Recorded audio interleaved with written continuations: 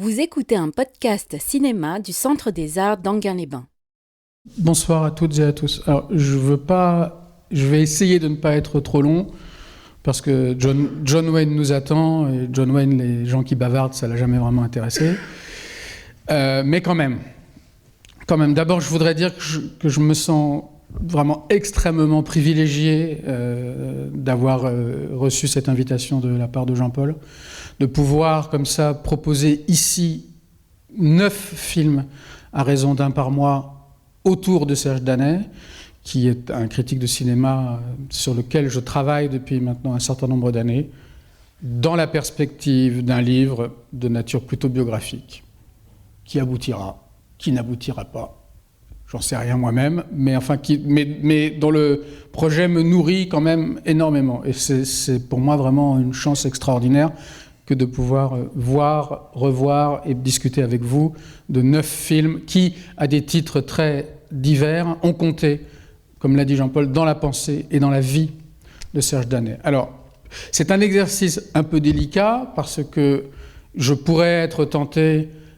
serais sans doute tenté à de nombreuses reprises de vous parler des films que nous verrons ensemble du point de vue de Danet, mais je pense aussi que j'aurais et que vous aurez envie que nous parlions des films directement. On ne va pas parler toujours des choses deuxième, troisième ou quatrième degré, on va aussi tout simplement parler des films et du plaisir qu'on a eu à les voir et des questions que cette vision ou revision nous pose. Donc c'est peut-être un exercice un tout petit peu délicat, on va voir comment ça se règle au fur et à mesure des séances.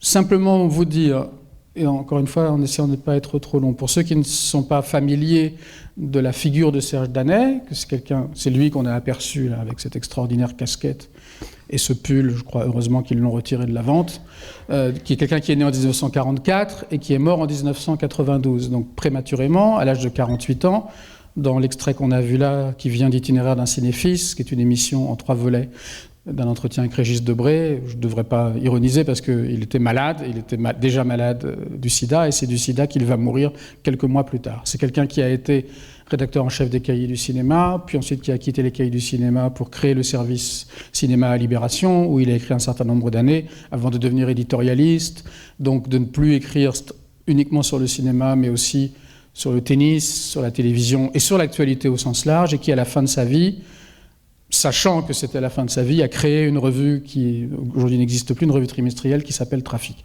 C'est quelqu'un qu'on considère comme pour aller très vite, et j'espère qu'ensuite on ira moins vite, comme sans doute le plus grand critique de cinéma, après André Bazin, peu importe. Mais en tout cas, une figure très importante et qui a cette particularité que sans doute n'avait pas André Bazin avant lui. C'était aussi des époques différentes. L'influence, l'intérêt pour Danet outrepasse les limites du cinéma et de la cinéphilie. C'est quelqu'un que des gens ont lu sans être passés forcément par le cinéma. Voilà. Évidemment, j'en dirai davantage. Alors, le choix de Rio Bravo pour ouvrir ce cycle a à peu près une originalité, je pense, quasi inférieure à 0, mais c'était inévitable et tous les prétextes sont bons pour revoir Rio Bravo. Alors, tout à l'heure, on entendra quelques extraits audio où Danet parle de ce film. C'est le premier film auquel il a consacré un article. Le premier article de Danet porte sur Rio Bravo. À l'âge de 18-19 ans, avec un ami de lycée qui deviendra lui aussi critique de cinéma, avec qui il est resté très proche toute sa vie, même si de manière très conflictuelle, qui s'appelle Louis Korecki. Il crée une revue, Visage du cinéma, et cette revue n'aura que 2 numéros. Un premier numéro consacré à Howard Hawks, un deuxième numéro consacré à Otto Preminger. Le numéro consacré à Howard Hawks est un numéro que ces jeunes gens conçoivent dans l'après-coup immédiat d'une grande rétrospective Hawks à la Cinémathèque française en automne 1962. Donc ce film, il est important pour Danet parce que c'est le premier des films sur lesquels il a écrit. Un article qui porte un titre d'ailleurs paradoxal le concernant, j'y reviendrai peut-être tout à l'heure, puisqu'il a appelé son article « Un art adulte ». Et c'est un film qui a tellement été associé à la figure de Danet que lorsqu'il est mort en juin 1992 et que la Cinémathèque française lui rend hommage, c'est ce film qu'elle choisit de projeter. Mais de manière peut-être paradoxale et peut-être au fond logique, C'est un film, certes il consacre son premier article, mais c'est vraiment un article de jeunesse, c'est un bel article, mais encore par bien des traits assez scolaire, assez sérieux, un peu emprunté. Bon.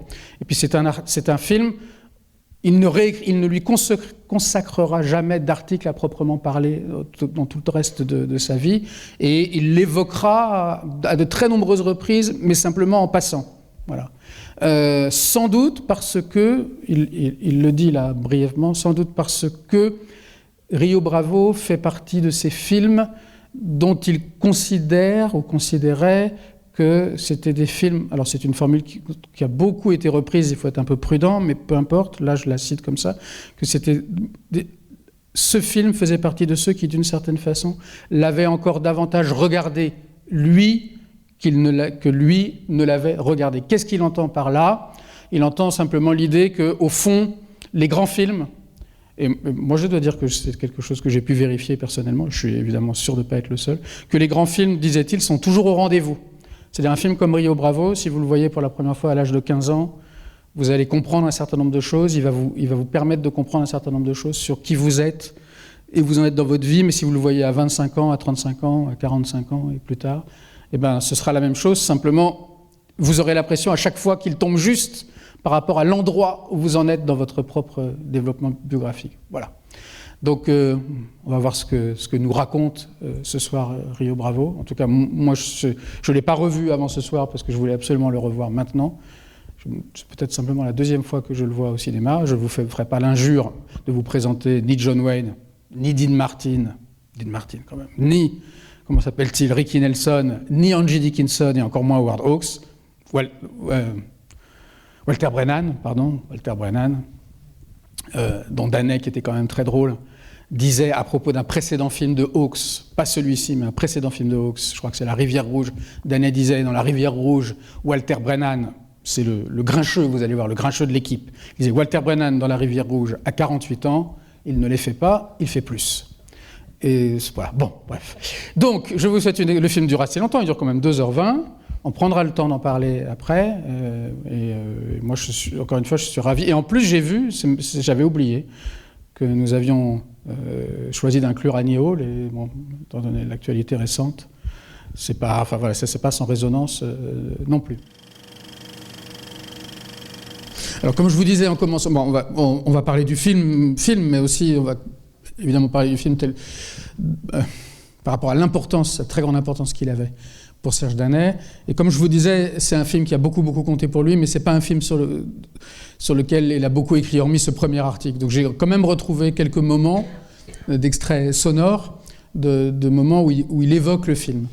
D'abord, dans une émission qu'il a eue, une émission hebdomadaire sur France Culture qui s'appelait Microfilm, qu'il a animée entre la rentrée 1985 et la rentrée 1990, où, apprenant qu'il est malade, qu'il est atteint du sida, il décide en fait de quasiment tout arrêter, même évidemment dans un moment de découragement qu'on peut bien comprendre. Et puis le dernier extrait, mais tout ça va être assez rapide, c'est vous savez, il y a une série sur France Culture qui s'appelle À voix nue, et Daney a fait un à voix nue, comme on dit ça fait bizarre, un à voix nue, ça fait un peu avoine comme dans le western, bref, avec Noël Simsolo, et vous pouvez très facilement le trouver sur Internet, d'ailleurs, parce que le lien que j'ai envoyé à Jean-Paul vient directement d'Internet, aussi bien sur YouTube que tout simplement sur le site de France Culture. Et si vous êtes familier de Daney, sans doute vous connaissez l'entretien avec Régis Debray, qui est quasiment contemporain, itinéraire d'un cinéphile, qui est un entretien très connu, et dont la diffusion au sein d'Océanique sur France 3 a vraiment permis à Daney de devenir célèbre du jour au lendemain. Alors c'est un peu ironique, si on peut dire, parce que cette célébrité, hein, Catherine Deneuve l'a invité à prendre un café dans la foulée, c'est une célébrité extrêmement tardive, puisque l'émission de Régis Debray a été enregistrée en janvier 92 et diffusée pendant le Festival de Cannes 92, donc 10, 11, 13 mai, et Daney meurt le 12 juin, dans la nuit du 11 au 12 juin. Donc c'est vraiment... Bon, il avait une notoriété critique, mais vraiment beaucoup de gens l'ont découvert à ce moment-là, donc in extremis. Je crois que c'est mon cas. Mais si vous connaissez Itinéraire d'un cinéphile, je vous invite, et que vous ne connaissez pas À voix nue, je vous invite vraiment à écouter À voix nue, qui est... C'est deux entretiens qui sont très différents. Moi, peut-être maintenant, je préfère À voix nue. Voilà. Alors, le premier, je crois que ça doit être avec Jacques Rosier. Donc, d'abord, on va écouter un extrait qui est très court, qui date d'une émission de 1986, un microfilm de 1986, où Serge Danet reçoit Jacques Rosier pour parler de la sortie de Men Océan, et il fait une comparaison entre Men Océan et Rio Bravo. Je vais essayer d'expliciter ce que je voulais dire, parce que je pense tout d'un coup à une comparaison qu'avait fait Godard, et qui parlait de démocratie. Et je trouve que c'est important de parler de démocratie à propos de ce film-là. La démocratie, c'est que chaque personnage dans un film devrait avoir sa chance. C'est-à-dire ne devrait pas être réduit au stade de figurant ou être la star.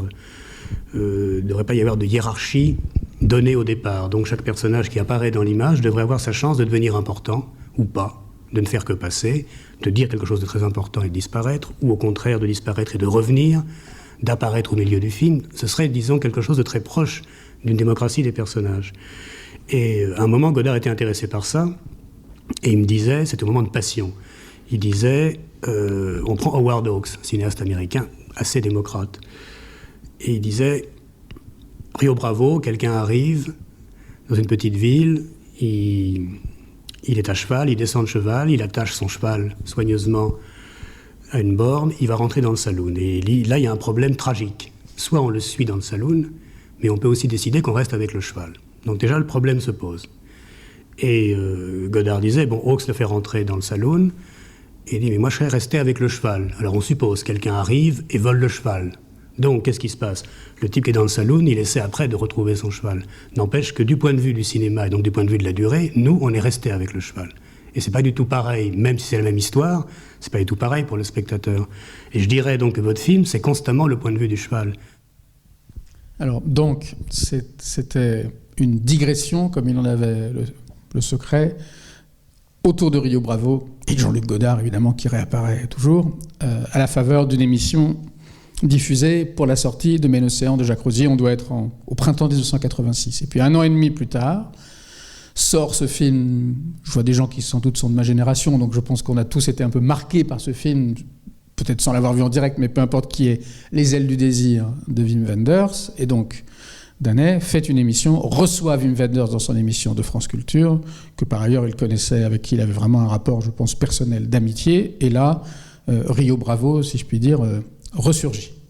Mais il y avait dans cette émission de Denisot, à un moment, comme il y avait Rio Bravo qui passait le même jour, Denisot a cru malin de te dire votre film il est magnifique, compliqué, complexe. Bon, il n'avait rien compris visiblement parce qu'il t'a même supplié de donner des clés, ce qui ne se fait pas.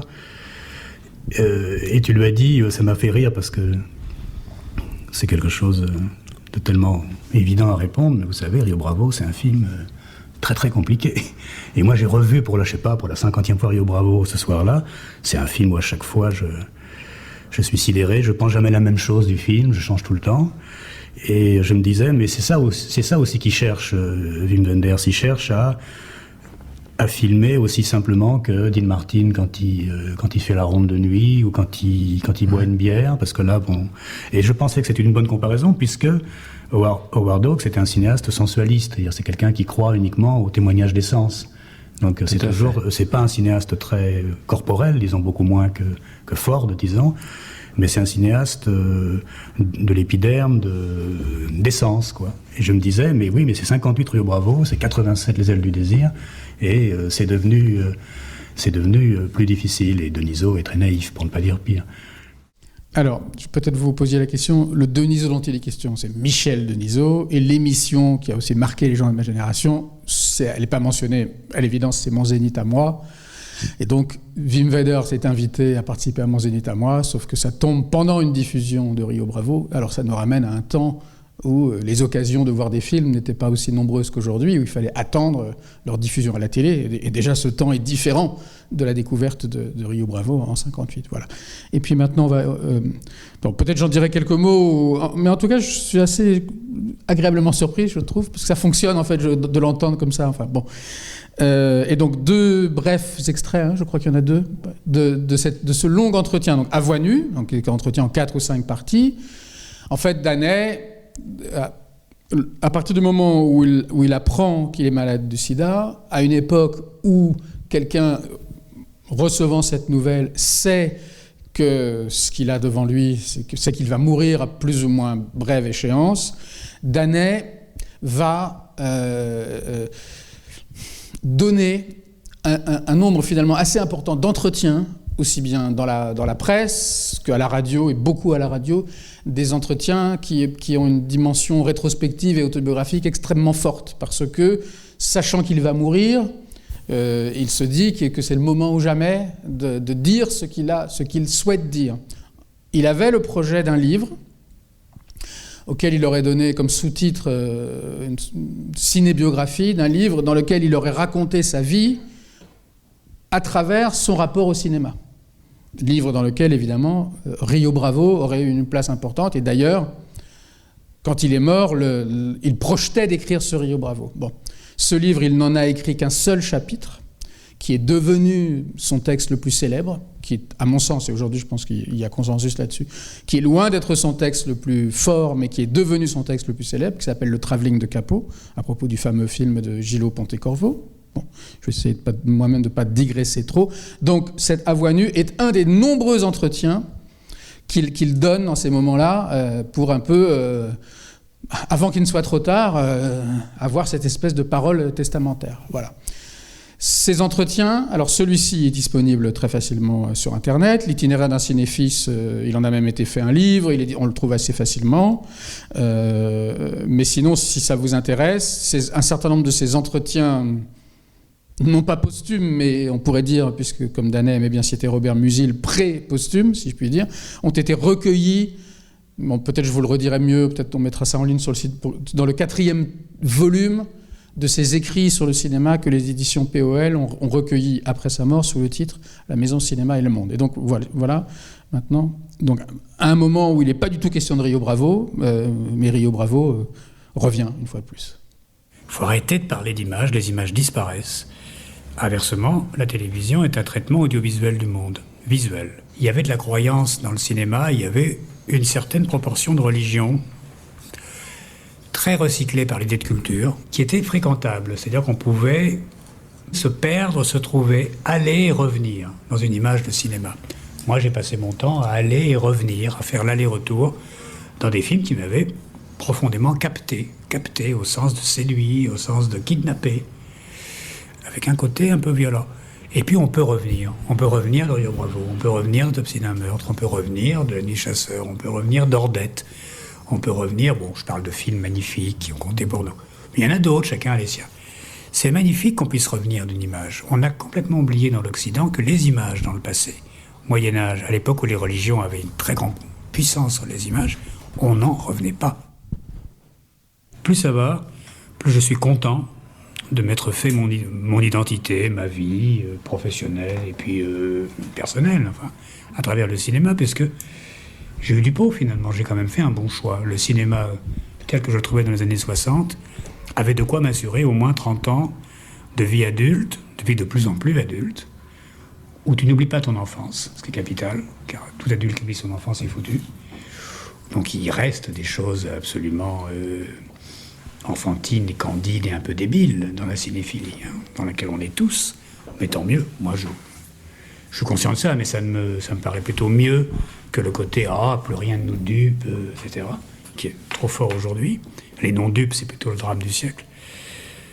Et puis, le cinéma m'a permis de vivre là-dedans. Je suis admiratif devant le cinéma, qui à plusieurs reprises dans le siècle, et donc bien avant moi, a été un lieu dans lequel, non seulement collectivement, les gens pouvaient savoir à quoi ils ressemblaient, ça a été vrai pour des peuples, l'Amérique, l'Italie, malheureusement pas trop la France, ça c'est notre problème, mais pour les individus. Moi j'ai appris petit à petit, modestement, avec à la fois une grande rapidité intellectuelle et une grande lenteur, disons subjective, les deux à la fois, qu'une partie de ma vie, de ce que je suis comme individu, était dans Rio Bravo, ou dans Topsy d'un meurtre, ou dans La Nuit Chasseur, beaucoup de films américains des années 50, et puis après des films plus modernes.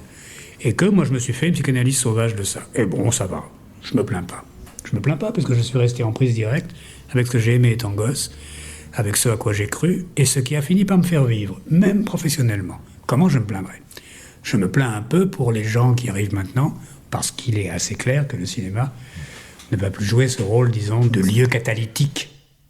Bon, en vérité, j'ose à peine commenter cet extrait parce qu'il, d'une certaine manière, il m'emmènerait tellement loin. Alors je ne sais pas si quelqu'un veut rebondir sur le film, voilà. Oui, l'idée d'aller revenir, j'ai écouté ce que vous disiez, dans une image de cinéma, ce que Serge Danet disait, voilà. Et il fait une référence au Moyen-Âge, si vous voulez, mais et que les images du Moyen-Âge, on ne pouvait pas sans... On n'en revenait pas. Je reprends ces termes. Est-ce que vous pouvez un peu expliciter cette idée, parce que je la trouve prometteuse, intéressante, mais elle m'échappe quand même spontanément comme ça, je le dis modestement. Alors, moi je vais le dire modestement aussi, elle continue à m'échapper aussi. Elle continue à m'échapper en partie. J'ai quelques éléments que je peux peut-être mettre en rapport avec ça. C'est une chose qui, je crois, est très très importante chez lui. Je vais peut-être commencer par mettre en rapport avec autre chose qu'il dit là dans les extraits qu'on a entendus. Dans l'extrait d'À voix nue, il parle des films qui l'ont séduit, et il dit même de manière un peu violente, dit-il, et il parle de kidnapping.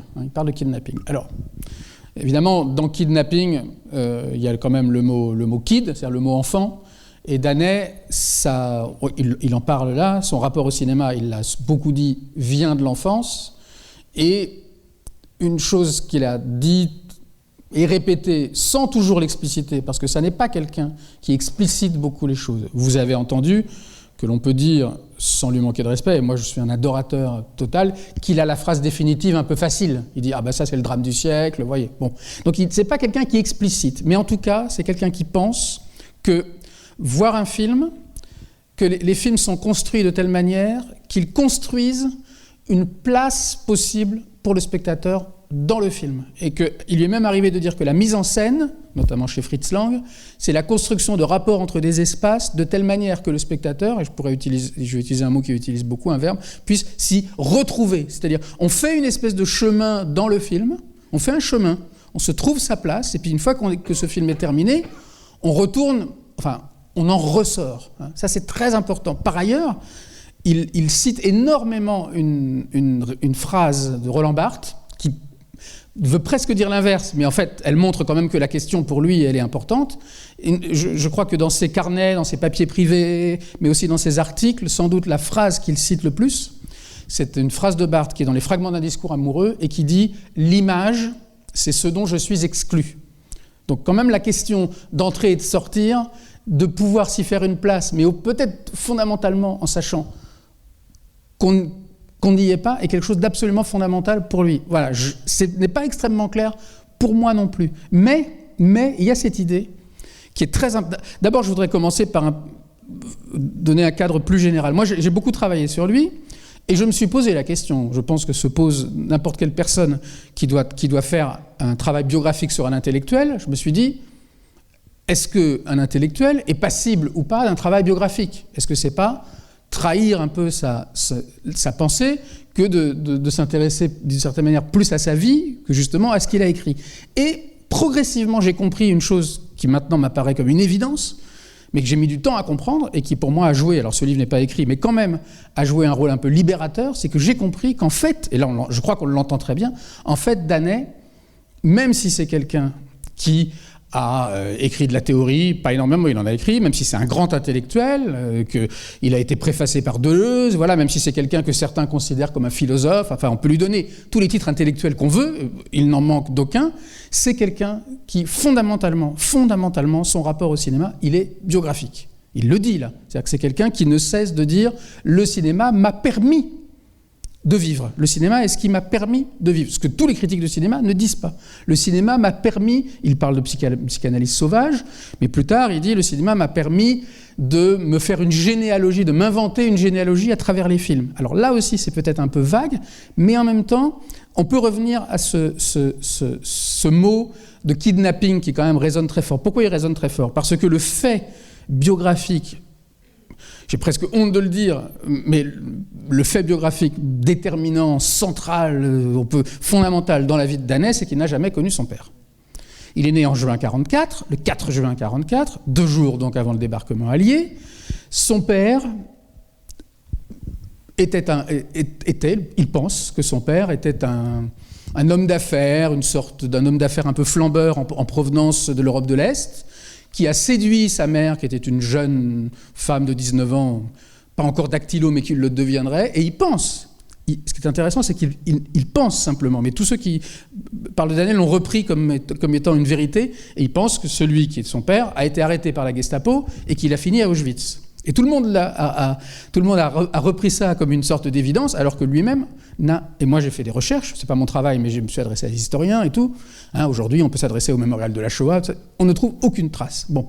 Mais ça, c'est quand même... Et c'est quelque chose dont il a énormément parlé. Donc c'est quelqu'un qui, en gros, dit... Il me manque, dans mon histoire à moi, il me manque quand même un point fondamental qui est celle de mon origine. Bon, il emploie un mot que je trouve presque plus beau, qui est celui de la provenance. Et donc c'est quelqu'un qui dit, alors là de manière extrêmement, je ne sais pas si c'est clair, mais en tout cas elle est affirmée, il dit voilà, moi je vais au cinéma pour que les films me donnent cette histoire dont par ailleurs je manque. Voilà, puisque je n'ai pas de père, ma provenance me manque, je n'ai pas d'histoire, donc je vais... voir les films dans cette perspective-là. Et donc, le kidnapping, littéralement, par exemple, c'est quelqu'un d'Annay qui peut vous dire que, pour lui, le scénario vraiment du cinéma le plus, qui d'une certaine manière sert de critère pour les grands cinéastes, c'est justement le scénario du kidnapping. Ce sont les cinéastes qui ont été capables de raconter ça littéralement. Littéralement, par exemple, Moonfleet, qui est une sorte de kidnapping, puisque c'est un petit garçon qui est pris en charge un peu... Il n'est pas kidnappé, mais il est pris en charge par quelqu'un qui n'est pas son père. Et donc, lui, c'est ça qu'il attend des films. C'est en fait que chaque film l'adopte. Voilà, l'adopte. Il parle énormément de ça. Être adopté par un film. Voilà. Et donc, aussi, être peut-être adopté uniquement pendant le temps du film, et puis ensuite, on est reconduit, je ne sais pas où, à la sortie. Bon, voilà un peu... Moi, je dirais que c'est ça, son idée. On y va... Moi, comme je ne suis pas du tout historien des religions, cette idée, pour moi, elle n'est pas totalement claire.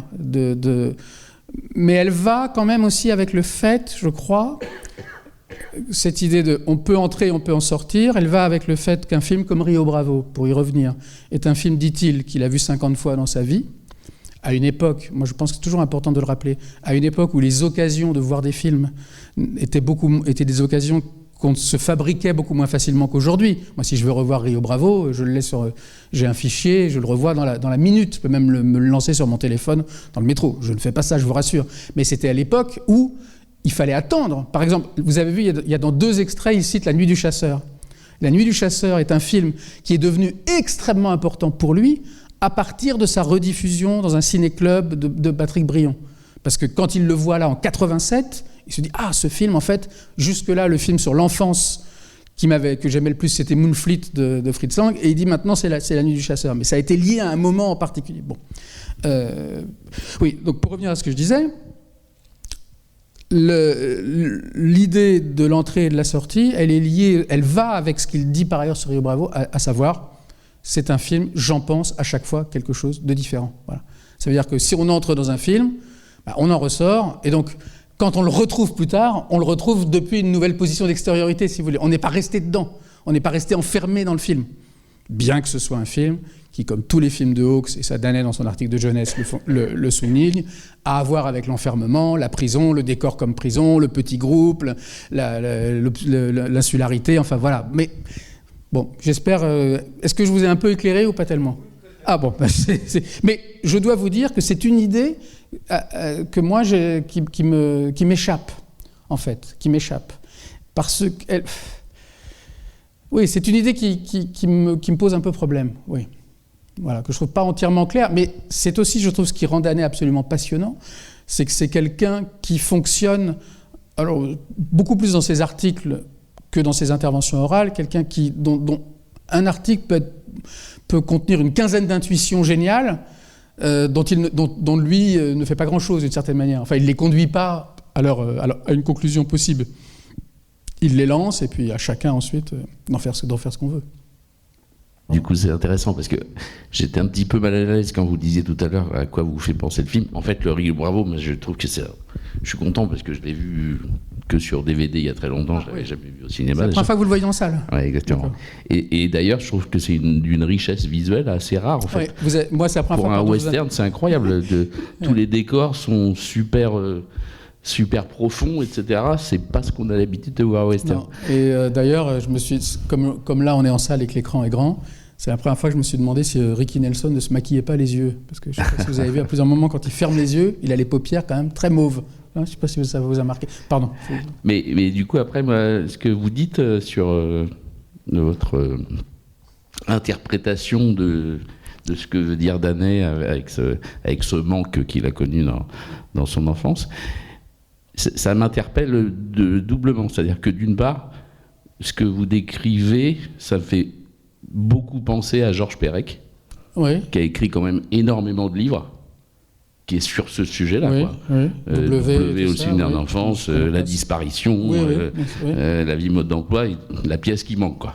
D'accord. Donc ça me fait penser à ça.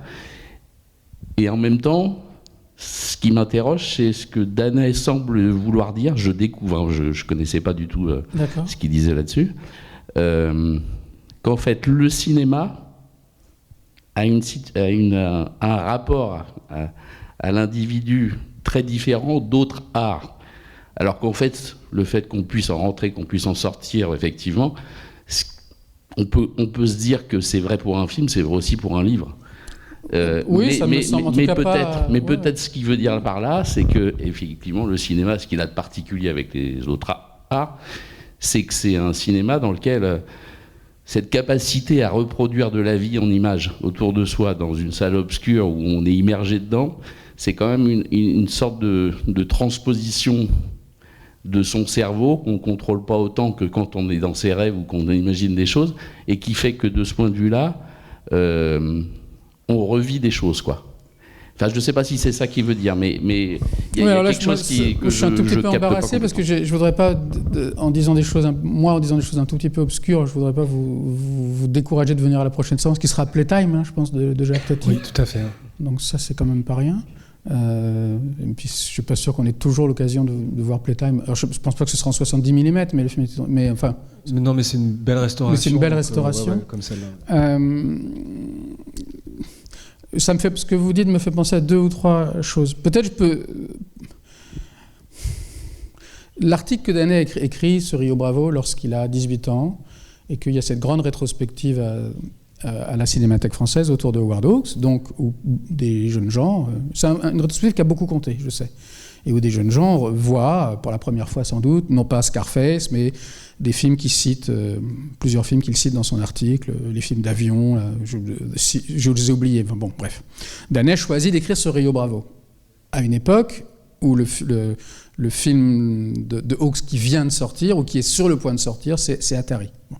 Et il dit, voilà, c'est très intéressant parce qu'il intitule son article Un art adulte, parce qu'on peut le comprendre. C'est son premier article, il a 18 ans, on est dans un moment où la cinéphilie éprouve le besoin de dire que le cinéma est un objet noble, donc il dit en gros, c'est le couronnement d'une œuvre que nul ne peut plus ignorer aujourd'hui, c'est le western qui atteint tellement sa phase de plénitude qu'en fait, c'est plus vraiment un film d'aventure, on est dans une espèce de monde où les choses sont un petit peu installées, voilà. Il dit, ce film risque bien, dit-il, d'être le testament de Howard Hawks, qui est une manière pour lui de dire, bon, voilà le film, nous avons affaire à on pourrait dire un vrai film, un film qui mérite qu'on en parle sérieusement, ce qui était quand même tout l'objet, un des objets majeurs de la critique à cette époque-là. Et donc il intitule Un art adulte, ce qui évidemment, et on peut dire presque une double provocation, d'abord qualifier d'art un western, ce qui à l'époque n'était pas évident, et puis adulte pour dire... ce n'est pas un divertissement pour je sais pas quoi, pour sortir du samedi soir. Voilà. Mais ce qui est très très très très intéressant, c'est que à l'époque où il intitule cet article Un art adulte, évidemment il n'en a pas, il ne pourrait pas en avoir le pressentiment, mais plus lui-même va devenir adulte, et plus, dit-il, parce que c'est quelque chose qu'il décrit lui-même comme un problème, plus il va avoir du mal, dit-il, avec l'idée que le cinéma puisse être un art adulte. Et d'ailleurs, l'expression apparaît dans un des extraits. Vous avez vu, d'abord, il dit « Le cinéma, est-ce qu'il permet qu'on soit adulte ?» Puis il se corrige un peu en disant « de plus en plus adulte », comme si le processus n'était pas terminable. Et puis il ajoute « sans oublier son enfance ». Bon, moi, ça me fait toujours un peu rigoler. C'est un peu toujours facile de dire « il ne faut pas oublier son enfance ». Mais bon, quel est le problème qu'il a, lui, je dirais, dans sa vision du cinéma, qui est une vision du cinéma où biographie et théorie sont presque la même chose, d'une certaine façon. Le problème qu'il a avec, qui est vraiment un problème, d'ailleurs qu'on entend aussi, je ne veux pas dire trop de choses, mais vous avez vu que l'objet de la discussion avec Wenders, c'est le point de vue qu'on porte 30 ans après sur les films qui sont désormais reconnus comme des classiques du cinéma. Genre, oh, c'était tellement bien, l'époque classique, on se prenait pas la tête, on faisait du cinéma trop simple, c'était trop facile. Et Danet dit, bah non, c'est un film très compliqué. En même temps, souvent dans son émission, il a quand même cette nostalgie et il dit des choses très belles. En gros, il dit, bizarrement, aujourd'hui, on ne sait plus raconter des histoires. Voilà, c'est une question qui n'arrêtera pas de se poser. Il dit, qu'est-ce qui fait qu'aujourd'hui, on ne peut plus raconter des histoires? Et dans une émission avec Jean-Claude Biette dit un truc incroyable. Il dit, c'est quand même bizarre, aujourd'hui, on a besoin de 2h30 pour raconter la même histoire qu'une série B des années 50 racontée en 1h10. Bon. Alors, je reviens à mon truc. Le problème qu'il a avec l'idée que le cinéma puisse devenir un art adulte, c'est qu'il a le sentiment, particulièrement dans ces années 80, là, des 2 premiers extraits, que ce qui a pu faire du cinéma un art, c'est que c'était des objets de grande consommation, comme Rio Bravo, que les gens allaient voir sans être dans notre position actuelle, on est bien obligé de le reconnaître, c'est-à-dire sans savoir a priori qu'ils allaient voir quelque chose qui méritait d'être appelé une œuvre d'art, et donc ils pouvaient être surpris, et donc on pourrait dire raptés, séduits, kidnappés, parce que... Alors c'est une réinvention, je pense, mythologique, il y a bien des égards, mais lui dit parce qu'on était là, il y avait des salles de quartier partout, on sortait du resto ou d'un café, on était avec un copain, et on voyait de la lumière, on entrait, et on tombait sur Rio Bravo ou sur Autopsie d'un meurtre. Il rapproche très souvent, peut-être on aura l'occasion d'en reparler, Rio Bravo, Autopsie d'un meurtre et La mort aux trousses, qui sont 3 films qui sortent en France à 2-3 mois d'écart. C'est quand même pas rien, et que lui rapprochait, parce qu'il dit, en fait, moi, une des choses qui l'intéresse, c'est que c'est l'histoire de 3 grands garçons, un peu dégingandés et un peu à la ramasse. Hein. John Wayne, bon, il est grand, mais il est pas il est un peu large aussi, Cary Grant, et James Stewart. Bon, comme Danet faisait 1m88, il s'identifiait à cette idée de personnages qui sont un peu... qui ne sont pas vraiment les héros de l'histoire, qui sont en retard. Il aimait beaucoup cette idée du retard. Bon, dans la mort aux trousses, c'est une évidence, parce que le type, on le prend pour un autre, donc il court après l'histoire. Bon. Alors là, pardon, j'ai un peu digressé. Donc il dit, voilà, c'était un cinéma qui il n'est pas le seul à avoir dit, hein, mais qui a pu devenir un art parce que c'était pas écrit dessus, quoi. Et il dit, qu'est-ce qui se passe à partir du moment où les jeux... Et là, c'est aussi pour ça que j'ai choisi, évidemment en accord, et plus qu'en accord, en discussion avec Jean-Paul, Annie Hall de Woody Allen, parce qu'il dit, il y a un moment où en fait les gens savent ce qu'ils vont voir à l'avance. Ils savent, peut-être pas Annie Hall, parce que c'est un peu encore les débuts de la reconnaissance de Woody Allen, mais bon, Annie Hall marque pour lui vraiment une date. Ils savent, et en plus, ils vont voir... En gros, des histoires qui socialement, culturellement, sont proches d'eux. Vous allez voir Annie Hall, il va, je sais pas quoi, il va au musée d'art moderne, puis ensuite il écoute Beethoven, puis ensuite il va au cinéma voir Le chagrin et la pitié. Enfin, en fait, on va dire que ce qui se passe à l'écran ressemble à ce qui se passe dans la salle. Et pour lui, c'est vraiment un problème. Il se bat, il le décrit comme ça. Il dit, c'est une aporie pour moi, l'idée du cinéma adulte, du cinéma comme art adulte. C'est-à-dire l'idée qu'un public puisse se rendre dans une salle et aller retrouver des problèmes qui sont les siens et savoir que c'est ça qu'il va retrouver, ça lui pose un problème. C'est très problématique pour lui. Et ça rend, je dirais, je vous dis beaucoup de choses peut-être un peu confuses, mais je vais arrêter de m'excuser, ça rend pour moi la question du rapport de Danet à la biographie extrêmement passionnante, j'allais dire complexe, mais disons passionnante, parce que d'un côté, c'est quelqu'un qui a vécu vraiment par procuration à travers les films, qui a attendu des films qui lui... résolvent des problèmes de sa vie. J'imagine par exemple que ce qui l'a intéressé dans Rio Bravo, c'est la circulation à l'intérieur du groupe et la manière dont... C'est vrai que c'est très très beau, où en fait dans Rio Bravo, moi je comprends jamais rien à l'histoire à chaque fois alors qu'elle est toute simple, mais on comprend que ce qui est important, c'est pas Burdette, bon moi j'aime bien parce que le méchant a presque mon nom, c'est pas Burdette, mais c'est comment ça se passe dans le groupe, quelles conditions doivent être réunies pour que ce groupe existe vraiment et qu'un tel accepte d'être aidé, qu'un tel accepte d'aider l'autre, enfin une espèce de circulation morale comme ça en permanence, avec évidemment une sorte de coquetterie mais qui dit pas son nom, où les gens veulent bien s'entraider, mais on veut bien s'entraider, mais on veut surtout pas que ça se sache. Donc, et ça, je pense que ça l'a beaucoup touché. Et où John Wayne est quand même un peu la figure du père, et en même temps pas totalement, parce que lui aussi doit accepter qu'on veille sur lui. Hein. À plusieurs reprises, il dit à Gene Martin, je veille sur toi, et d'autres, il dit maintenant, c'est moi qui veille sur toi. Donc, toutes ces espèces de délibérations morales comme ça, extrêmement, je dirais, souples et très joueuses, mais en même temps très sérieuses. Bon, je pense que ça l'intéressait beaucoup. Qu'est-ce que je disais ? Oui, d'un côté, il attend du cinéma que le cinéma lui parle de lui, voilà, disons-le comme ça, lui parle de lui. Mais d'un autre côté, c'est quelqu'un qui a accepté très tôt l'idée que le cinéma ne défendrait pas, ou même ne représenterait pas directement ce qu'il appelait ses intérêts subjectifs.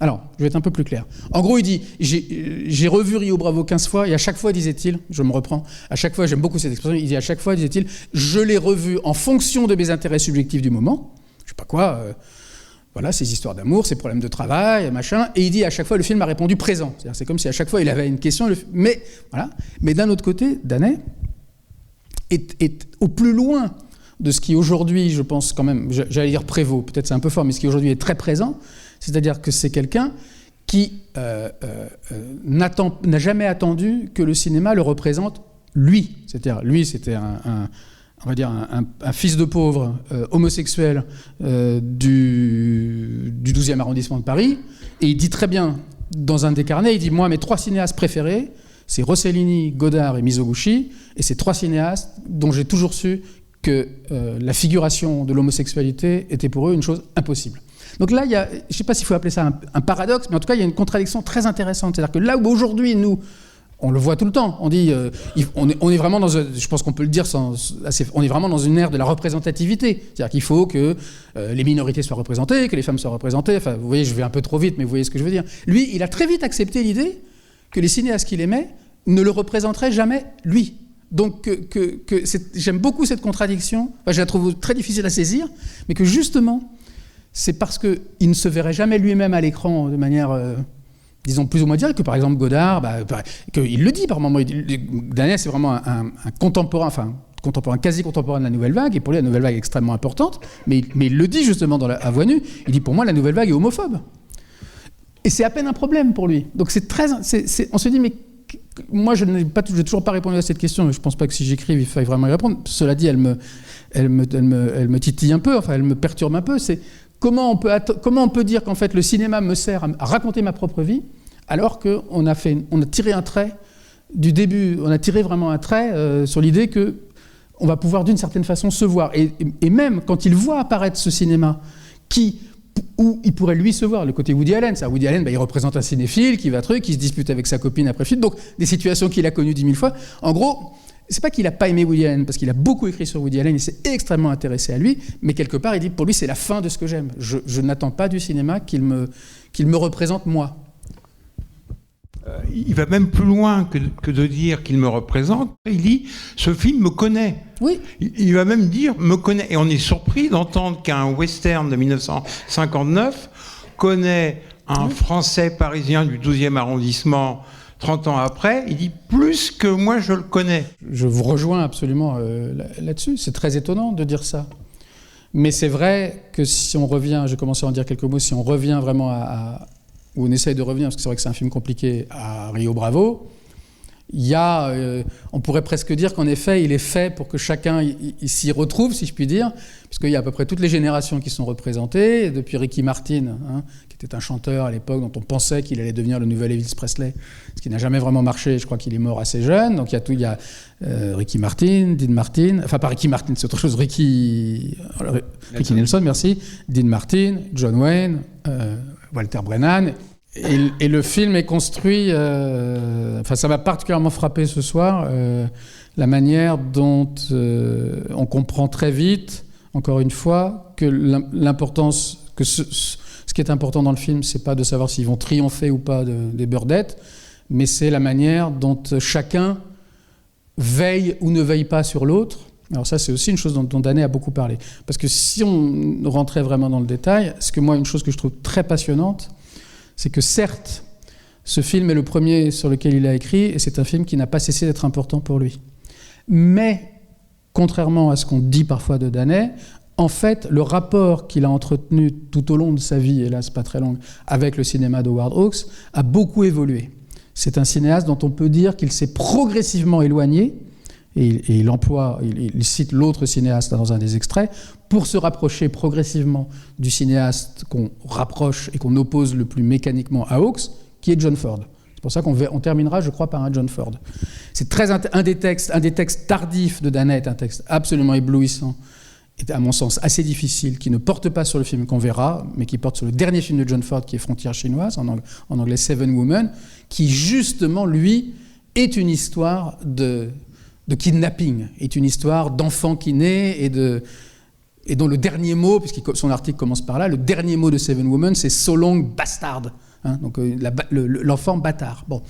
Et plus les années passaient, si je puis dire, c'est pas aussi linéaire que ça, mais Danet trouve en fait, il voit chez Hawks les prémices d'une forme d'individualisme contemporain qui lui pose problème. En fait, il aimait décrire les personnages des films de Hawks comme, disait-il, des professionnels ou des spécialistes d'eux-mêmes. Ça, c'est une belle expression. Et je trouve que par exemple, je trouve que ça s'applique très bien au personnage de Colorado, c'est-à-dire le type qui a, du début jusqu'à la fin du film, une compréhension, sans faille de ce qui est de son domaine et ce qui n'est pas de son domaine. À quel moment je m'implique et à quel moment je ne m'implique pas, même si John Wayne lui dit, bien sûr, il lui dit, t'as une drôle de manière, justement, de voir ce qui est, de voir midi à ta porte, en gros, hein, de voir ce qui est de tes propres affaires ou pas. Et en fait, tout le film est comme ça. C'est-à-dire que chacun, auprès des autres, essaye d'une certaine façon mais d'une manière extrêmement subtile et toujours humoristique et toujours un peu voilée, mais essaye de défendre on pourrait presque dire son bout de gras. Feathers, c'est « je ne suis pas une fille perdue comme vous pensez ». J'aime beaucoup les sous-titres, une grue. Enfin, ce serait bien de les refaire parce que c'est pas exactement ça, je pense. Je ne suis pas une grue, mais je ne vais pas non plus... Comme j'ai un peu d'orgueil, je ne sais pas si ça vient d'orgueil, mais je ne vais pas non plus vous l'asséner, je vais attendre que vous le compreniez de vous-même, ou je vais essayer de créer les conditions pour que vous le compreniez de vous-même, mais voilà. Et chacun essaye un peu comme ça d'être... c'est un cinéma très individualiste. Et Danet voyait, oui, un peu, disons, il n'aimait pas tellement l'évolution de cet individualisme, dont il voyait les suites en particulier. Ça, c'est pas qu'il n'aimait pas, mais pour lui, Eric Rohmer était vraiment le continuateur de Hawks.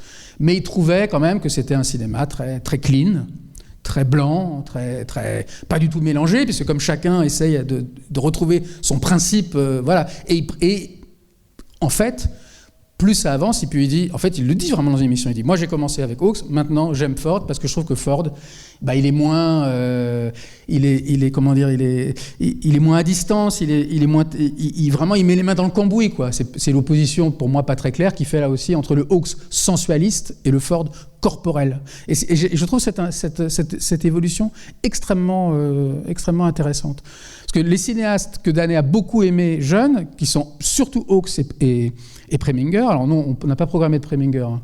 On aurait pu, parce que son premier article, c'est sur Rio Bravo, et ensuite, dans le numéro suivant de la revue, c'est sur Tempête à Washington de Preminger. Et Preminger, quand il écrit sur Preminger en 63, donc très peu de temps après avoir fait cet article sur Rio Bravo, il dit de manière un peu, avec cette grandiloquence qu'on peut avoir quand on fait les premiers articles, il dit « c'est le plus grand auteur d'aujourd'hui ». Mais là, plus les années vont passer, en fait, il va finir par dire beaucoup de mal de Preminger, pour des raisons que... Mais il y a une vraie évolution par rapport au goût de jeunesse. Alors, il restera toujours un fidèle d'Autopsie d'un meurtre, ça, de manière très claire, mais il va évoluer sur son cinéma en général. Ça, c'est un film, je pense, que aussi bien Rio Bravo que La mort aux trousses qu'Autopsie d'un meurtre doivent sortir en France. C'est quand même pas rien, à quelques mois d'écart. Entre l'été et l'automne 59, ce qui correspond au moment où Danet entre en seconde au lycée Voltaire, donc au lycée Voltaire, quasiment au Père-Lachaise à Paris, et va, comme il le disait, là aussi de manière un tout petit peu grandiloquente, va entrer en cinéphilie, disait-il, notamment sous l'influence d'un professeur qui a énormément compté, qui est Henri Agel, et qui va...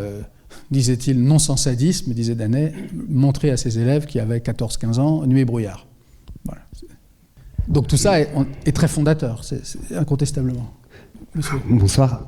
Pour rebondir sur le côté individualiste, est-ce qu'on peut parler de réalisateur conservateur ? Parce que ce qu'il ne faut pas oublier, c'est que ce film est une réponse au film de Zinman, Le train sifflera... Ah, je vois que nous avons un spécialiste, oui. Le train sifflera 3 fois. Où on a une toute autre histoire. On a ce shérif qui est joué par Gary Cooper et qui, le jour de son mariage avec Grace Kelly, apprend que dans 1h30, un bandit qui l'avait emprisonné va être libéré. Et donc, pendant toute... Parce que le film est tourné dure la même... n'est pas tourné en temps réel, mais ça correspond à l'attente. Oui, le film de Zinman. Ouais. Et donc, il va devoir chercher dans la ville des alliés pour pouvoir stopper ce bandit avec ses acolytes. Et personne ne veut l'aider. Et personne ne veut l'aider. Et donc, pour Hawks et pour John Wayne, c'est inadmissible. Un shérif, il n'a pas quémandé de l'aide, il fait son job, il y va, et donc c'est pour ça que je voulais, voilà quoi, c'était une réponse de... Alors, c'est un extrait que j'avais pensé utiliser, parce qu'à plusieurs reprises dans ses émissions, il parle de ça, du fait que Hawks a voulu, en effet, Rio Bravo comme une réponse, ou comme le contraire de High Noon, le train sifflera 3 fois, c'est vrai. Et Daney, en tout cas, se montre admiratif de ça, il aime bien l'idée, en gros, il dit, ça manque aujourd'hui quelqu'un qui dit, moi, je n'aimais pas ce film-là qui a très bien marché, je vais juste faire le contraire, puis vous allez voir, ça va marcher aussi. Bon, je trouvais que c'était une manière un peu très simple, voilà. Alors, d'où vous concluez, ce qui par ailleurs est tout à fait juste, je pense, biographiquement, au côté conservateur de Hawks, en tout cas par rapport à ce film précis. Qu'est-ce qui, dans ce film aussi, le côté, oui, je fais tout seul, je fais appel à personne. Oui, je fais tout seul, le respect de la loi et... Enfin, l'un des sujets du film, quand même, c'est l'aide qu'on demande et l'aide qu'on est prêt ou pas prêt à recevoir. Donc, c'est au contraire, il y a beaucoup ça joue beaucoup là-dessus. C'est-à-dire jusqu'où on peut étendre possiblement le groupe. Là où Zinman, donc son film, quand il le fait, c'est une allégorie du macartisme. Il se mouille, il a une toute autre approche, il se montre beaucoup plus critique des États-Unis, ce qu'on ne voit pas dans Rio Bravo. Et moi, je pense que ce film-là, il se passe d'analyse profonde. C'est parce qu'il se passe d'analyse profonde. Lequel, Rio Bravo ? Ouais, parce que il est d'une efficacité redoutable. On comprend très vite. Par exemple, le prologue, l'ouverture de film, en 5 minutes, on comprend tout. C'est une séquence qui relève du cinéma muet. Il n'y a pas de dialogue. On comprend très vite qui sont les méchants, qui sont les gentils. Et encore une fois, la scène d'ouverture qui est sans dialogue, comme vous dites, nous permet aussi de comprendre que les véritables enjeux, c'est la façon dont les uns et les autres, au sein de ce groupe, se considèrent, et pas c'est le fonctionnement interne du groupe, la cohésion interne du groupe, je ne sais pas la manière dont ce groupe arrive presque on pourrait dire, à s'auto-fonder moralement, c'est le sujet du film, et pas l'opposition à ces méchants dont je pense qu'on se fout un petit peu. Alors, c'est vrai que moi je ne connais pas très très bien ça, mais quand même relativement bien. Rio Bravo, d'une part, aura, vous le savez, je suppose, 2 suites dans le cinéma de Hawks, puisqu'il y aura d'abord Eldorado avec Rio Robert Lobo, Mitchum et John Wayne, je crois, puis Rio Lobo, et pour continuer à tirer quand même un peu le fil de la bibliographie Daney, le texte que Daney a écrit sur Hawks, et c'est le texte qu'il écrit sur Rio Lobo, qui est le dernier film de Wardus, je crois, voilà, qu'il écrit en 1970, qui s'appelle Vieillesse du même, et qui est un texte des cahiers de 70, donc au moment où les cahiers sont très très théoriques, pas encore devenus maoïstes, mais très théoriques, et qui est un texte quand même plutôt circonspect sur l'évolution du cinéma de Hawks. Il est vrai qu'entre les 2 films, Hawks a donné plusieurs entretiens au cahier où il évoquait, je crois, le projet d'un film sur la guerre du Vietnam, où voilà, il était, on va dire, à droite, quoi, voilà. Et sans doute militariste, et quant à John Wayne, n'a jamais été et n'a jamais prétendu être gauchiste. Donc voilà, c'est vrai qu'il y a ce côté conservateur. Et au passage, ça me fait penser à une chose, puisque nous en parlions tout à l'heure avant la séance, de la démarche très caractéristique de John Wayne. Pour moi, peut-être moins caractéristique quand même que cette façon qu'il a de porter son fusil, comme si c'était je sais pas quoi, un bâton, il s'appuie dessus, enfin on se dit, il y a une balle qui va partir. Bon. Et il y a un film dont vous avez peut-être entendu parler qui s'appelle Le Bassin de John Wayne, réalisé par un cinéaste portugais qui s'appelle João César Monteiro, qui est un film de 1995 et dont le titre, parce que l'histoire, je l'ai vu ce film une fois, mais dans mon souvenir, l'histoire n'a rien à voir avec John Wayne, dont le titre lui a été inspiré par une carte postale que Danet lui avait envoyée, que Danet donc avait envoyée à João César Monteiro, entre autres le réalisateur de La Comédie de Dieu et des choses comme ça. Donc. Et Danet était quelqu'un qui voyageait énormément et qui, au cours de ses voyages, envoyait énormément de cartes postales. Et dans une carte postale qu'il envoie à Monteiro, il lui dit « J'ai rêvé de John Wayne dansant du bassin au pôle Nord. » Voilà. Parce qu'effectivement, il a cette démarche. D'ailleurs, il y a un moment dans Rio Bravo où il court. C'est marrant parce que je trouve qu'il n'arrive pas du tout à courir, mais en revanche, voilà. Voilà, c'était juste pour donner ce petit élément de. Non, c'est vrai que. Et je pense que. Effectivement, il y a quelque chose de très conservateur chez Hawks, oui, bien sûr. C'est-à-dire, c'est un film de groupe, mais la question, c'est vraiment la place de. Moi, je trouve que c'est très beau, hein, j'adore ce film, mais c'est vraiment la question, c'est la place de chacun au sein du groupe. Plutôt que le groupe, comme le groupe n'est absolument pas conçu, si vous voulez, comme ce qui permettrait de dépasser les individualités. Non, c'est l'individualité, c'est est-ce que The Dude, pas The Dude parce qu'on n'est pas de Biliowski, mais Dude, est-ce qu'il peut dépasser son statut de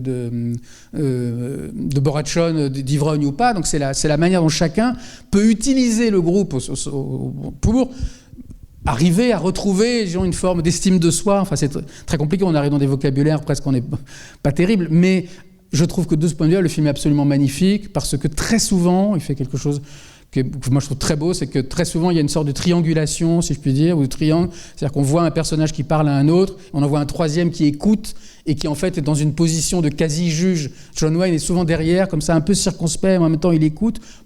Typiquement dans la scène de chanson qui est extrêmement connue et qu'on revoit toujours avec la même émotion, où John Wayne, d'ailleurs Danet il en parle, et c'est très important, lui John Wayne ne chante pas, hein, mais vous avez vu qu'il, sur tout ce petit monde qui chante, il a une espèce de regard comme ça, très attendri, quoi.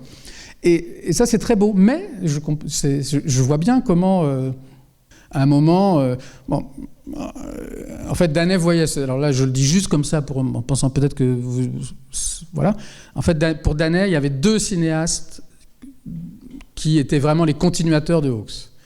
Il disait je crois que l'expression qu'il utilisait, il disait le destin moral ou la postérité morale, la postérité d'un point de vue moral ou la continuité d'un point de vue moral de Hawks, c'est Eric Rohmer. Voilà. Chaque fois qu'il parle de Rohmer, il parle de Hawks. Voilà. Ça vous paraît bizarre ? Bon, alors, ce serait une autre discussion, mais j'ai pas vraiment... Et très tardivement, Danet en vient, on lui a beaucoup reproché, mais enfin bon, il en vient tardivement à Melville, qu'il avait souvent ignoré, que les cahiers avaient absolument, après l'avoir porté au nul, ont totalement dégommé aussi bien le Cercle Rouge que l'Armée des Ombres, enfin je veux dire des articles, pas signés Danet, mais des articles incendiaires, des articles de 4 lignes, où d'ailleurs Danet, dans un de ses articles, dit ce serait quand même plus simple que comment ça s'appelle, Melville, au lieu de filmer Delon dans son trench coat, il fasse directement de la pub pour les trench coats, ce serait plus efficace, voilà. Mais 20 ans plus tard, ou 15 ans plus tard, lorsqu'il écrit, il tient une chronique, où il écrit sur les films qui passent à la télé. Donc c'est très intéressant parce qu'il appelle ça les fantômes du permanent, et ça lui est l'occasion de réévaluer, enfin pour certains, pas toujours. Et il écrit sur John Ford, d'ailleurs, sur le film qu'on va montrer. L'article s'appelle John Ford Forever, parce qu'il a une thèse un peu provocatrice que j'aime beaucoup. Il dit, c'est pas vrai que, par exemple, c'est pas vrai qu'un western ne passe pas à la télé. Il dit, il y en a certains qui passent pas, mais il n'y a pas de règle qui dirait que les grands spectacles ne passent pas à la télé et que les films intimistes passent mieux à la télé. Il dit, c'est pas vrai. Il dit, par exemple, un John Ford, ça marche très bien à la télé, alors qu'un Duras, qui a l'air d'être fait pour un petit public, ça marche pas. Bon. Et il écrit donc sur un flic de Jean-Pierre Melville, qui est... Bon, moi, j'ai passé une partie de mon année à revoir des films de Melville, qui est quand même un film absolument éblouissant. Et donc, il dit, voilà, c'est en marge de cet article, parce que c'est pas dans l'article lui-même, en marge de l'article, il dit, en fait, il y a deux continuités de Hawks. Il y a la continuité morale, qui est Eric Rohmer, et la continuité plastique, qui est Jean-Pierre Melville. Voilà. Parce que c'est un type, vous l'avez entendu dans les extraits, qui n'arrête pas, en fait, de catégoriser. On a l'impression que toutes les 20 secondes, il a un nouveau truc, et voilà, après, il passe à autre chose. Mais nous, ça nous permet peut-être d'y réfléchir un peu plus. Alors, le rapport de Hawks à Rohmer, ça, je pourrais vous en parler, mais je pense que ça me demanderait de trop de... Mais il en parle tout le temps. Dès qu'il a beaucoup écrit sur Rohmer, je pense que Rohmer était quelqu'un qui était très important pour lui, par rapport à qui il avait une distance, mais très importante, à très peu de jours de sa mort, il écrit une lettre à Rohmer en lui demandant s'il veut bien écrire dans sa revue Trafic, et c'est une lettre que je ne sais plus comment j'y ai eu accès, mais on sent que c'était quelqu'un de très important pour lui. Alors, le point commun, mais ça n'est pas suffisant, entre Rohmer et Hawks, c'est que ce sont deux conservateurs. Voilà, on peut au moins dire ça sans difficulté. Mais c'est trop... j'ai dit une bêtise, là j'ai... Alors, tout là-haut, c'est bien avec vous qu'on discutait de la démarche de John Wayne tout à l'heure. Là, on a été servi, hein. Là, c'est presque sa caricature. Oui. Mais non, il est génial, il est quand même génial. Moi, je trouve j'adore. Pour la petite histoire, juste une anecdote, John Wayne, bien évidemment, comme tu le disais, plutôt réactionnaire, même si les mots... Il est allé à Harvard en pleine guerre du Vietnam, il a presque retourné les étudiants. Je ne sais pas s'il aurait réussi aujourd'hui, mais c'est pour te dire que finalement, ce type-là représentait une certaine image de l'Amérique, mais beaucoup plus ouvert qu'on le disait, et même Maureen O'Hara disait que c'était un type charmant. Oui, donc, mais d'ailleurs, même Daney à la fin, puisque un des regrets qu'a Daney sur la fin de sa vie, c'est de ne pas s'être intéressé assez aux acteurs. Ouais. Et donc, il dit quand même John Wayne, il dit même John Wayne, je crois, dit-il quelque part, je reconnais que c'est quand même un grand acteur. Et c'est vrai, il n'a pas un répertoire énorme, mais ce qu'il fait, il le fait incroyablement. Ouais. Juste 2-3 petites remarques sur le film comme ça.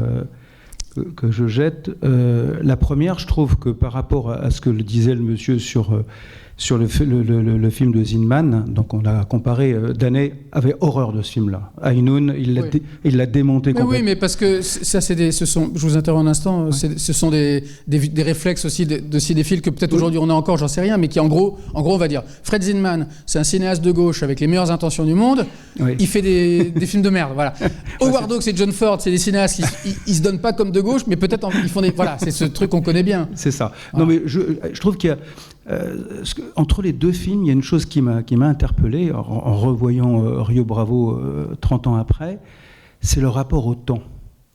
Je trouve que le temps, il n'y a aucune maîtrise dans High-Noon, où le shérif court après le temps, c'est le temps linéaire, le temps physique, avec l'horloge en plus qui matérialise le temps. Je trouve que John Wayne est assez tranquille. Ça veut dire que le temps, on dirait que c'est presque les hommes qui le maîtrisent. Et pourtant, c'est sur 5-6 jours, à peine. Et j'ai trouvé ce rapport au temps que je trouve très intéressant. Voilà, c'est une première remarque que je laisse. Et puis une seconde remarque pour aller dans ce que tu disais tout à l'heure sur l'importance du groupe, je t'aide, tu m'aides, ainsi de suite. Même la rédemption de Dude, elle est possible parce qu'il est aidé aussi. Oui, bien sûr. Donc j'ai trouvé ça très bien. Et puis dernière remarque, c'est que quand on regarde, il y a très peu d'extérieur. Ouais. C'est pas du tout valorisé. Il n'y a pas de grands espaces, il n'y a pas de chevauchés.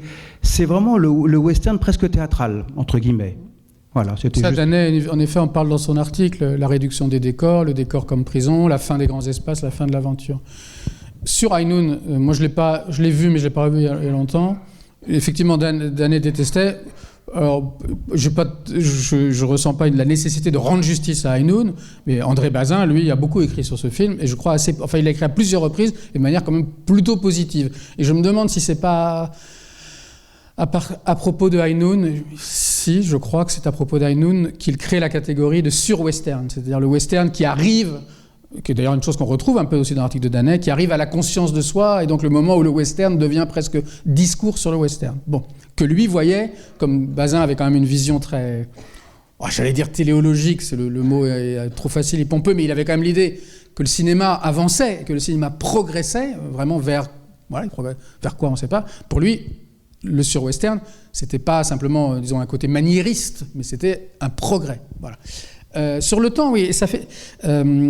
Rio Bravo fait partie de ces films où, en fait, je trouve qu'on mesure très mal justement le temps au sens du temps des horloges. Alors, on nous dit que le shérif, je sais pas quoi, le super shérif va arriver dans 6 jours, mais moi, je saurais pas dire là combien de temps il s'écoule entre le début et la fin du truc, parce que c'est pas tellement... Alors, il y a du jour et de la nuit, bien sûr, mais il n'y a pas de... Moi, on ne sait pas quand est-ce que c'est le matin. C'est ce genre de film. Alors, c'est drôle, parce que c'est juste là aussi pour donner. Il se trouve que Dean Martin joue. Moi, j'adore Dean Martin, donc, mais je pense que je ne suis pas le seul. Joue un ivrogne dans un film quasiment contemporain, contemporain de Rio Bravo, qui est Comme un torrent, qui est quand même un film absolument génial, et dans lequel c'est à peu près la même chose. On comprend que le récit se déroule sur quelques jours, mais on n'a aucun... Lequel, celui-ci ? Ouais, mais c'est pas clair du tout. Parce que comme c'est fait beaucoup quand même sur c'est pas qu'il se passe beaucoup de choses du point de vue de l'action vraiment, mais en revanche, dans les rapports entre les personnages, la fâcherie, la retrouvaille, la considération, le truc. Et c'est marrant parce qu'il y a quelques moments où le film essaye de se donner une sorte de plausibilité, disons, en termes de temps. Quand par exemple on évoque l'histoire qu'a eue Dean Martin avec celle que les sous-titres appellent une grue, et les 2 ans. Et moi, à chaque fois, j'y crois pas du tout, en fait. Je trouve que le temps du film, on n'imagine pas qu'avant, il ait pu se dérouler. Enfin bon, bref. Donc et puis, je pense que l'entrée du film, je ne sais plus qui en parlait, cette entrée relativement longue, sans dialogue, qui est quand même assez magnifique, elle nous installe dans un temps très particulier qui on pourrait dire un temps filmique, mais qui n'est pas un temps des minutes, quoi. Oui, moi je voulais juste dire, il y a sur le rapport entre John Wayne et Andrew Dickinson, j'ai trouvé ça assez amusant parce qu'à la fin, j'avais l'impression qu'on basculait dans ces comédies de Howard Hawks, l'impossible Monsieur B, ce genre de choses. C'est assez amusant parce que il y a ce rapport, parce que c'est quand même que des garçons évidemment dans le groupe, et il y a le rapport aux femmes où on a l'impression qu'il redevient un petit garçon, John Wayne, devant elle. Et je trouve ça. Mais je suis absolument d'accord avec toi. Il y a 2 ans maintenant, j'avais fait une formation auprès de la CRIF, justement autour de La Dame du Vendredi. Et donc, qui est une des comédies de Hawks des années 30. Et on sait, par exemple, que dans La Dame du Vendredi, je crois que c'est très tard dans l'écriture du scénario, en tout cas dans le projet du film, que l'autre personne est devenue une femme. Que c'est, je ne sais plus qui c'est là, il est à Rosalind Russell, je crois, Irène Dude, Rosalind Russell, est une femme. Bon. D'ailleurs, dans le remake, dans la version d'avant et dans la version d'après, la première version qui est celle de... Enfin, j'ai oublié encore, mais la version ensuite qui sera celle de Billy Wilder, spéciale première en français de Front Page en anglais, ce sont 2 hommes. Et donc j'ai montré aussi quelques extraits qui montraient comment cette question, disons, du rapport entre les genres, qui est un peu une question qui intéresse beaucoup aujourd'hui, se retrouvait dans d'autres films de Hawks. Je montrais l'extrait qu'hélas j'ai raté ce soir parce que j'étais sorti aux toilettes ou manger un truc, qui est le début et puis qui repart et qui lui dit « Ah, vous avez oublié votre pantalon » et qui se retourne comme ça, effectivement. Bon, et c'est vrai que c'est très présent, et on retrouve cette chose qu'on dit toujours sur Hawks, mais qui est quand même vraie, à savoir que chez Hawks, c'est toujours la femme qui choisit. Donc là, c'est clair qu'elle a jeté son dévolu sur lui dès le début, et qu'il s'agit de savoir à quel moment sa cuirasse va se fendre un petit peu. Mais c'est vrai qu'il y a des... Alors, c'est moins brutal, enfin c'est moins frénétique que peut l'être l'impossible Monsieur Bébé, évidemment, et encore plus La Dame du Vendredi, puisqu'on sait que pendant longtemps, c'est le film qui a battu le record du nombre de mots à la minute, je crois, d'accélération. Bon, bref. Mais effectivement, mais le film est très drôle, d'une manière générale. Et là, c'est vrai que c'est des vraies scènes de comédie entre eux, et avec un jeu qui est quand même, je trouve, très intéressant, effectivement, sur le rapport à la virilité, je ne sais pas qui porte la culotte. Et alors, le geste final... il y a quand même des choses qu'on voit mieux sur le grand écran. Non seulement il jette le truc par la fenêtre, mais l'autre, il se le met. Il se le met quand même, c'est un truc... Alors, je pense qu'aujourd'hui, un cinéaste ferait ça. Il n'est pas impossible qu'on lui en fasse le reproche en disant « Mais qu'est-ce que c'est que cette réappropriation d'un élément du féminin ?» Et lui, il s'en fait... qui est aussi d'ailleurs filmé comme une mégère, Walter Brennan. Et puis il s'en fait une espèce de petit truc. Non, c'est très très très étonnant. Avec cette réplique qui, je crois, est la réplique finale, qui va bien dans le fil de ce qu'on a dit. C'est vrai qu'on aurait pu le développer davantage, qui est en gros... Alors il dit... C'est marrant, il dit « Tu crois que moi aussi je vais devenir shérif ?» Je pense que, sous-entendu, tu crois que moi aussi un jour j'aurai la chance d'avoir accès à une femme comme ça, parce que manifestement il faut être shérif pour avoir accès à une femme comme ça.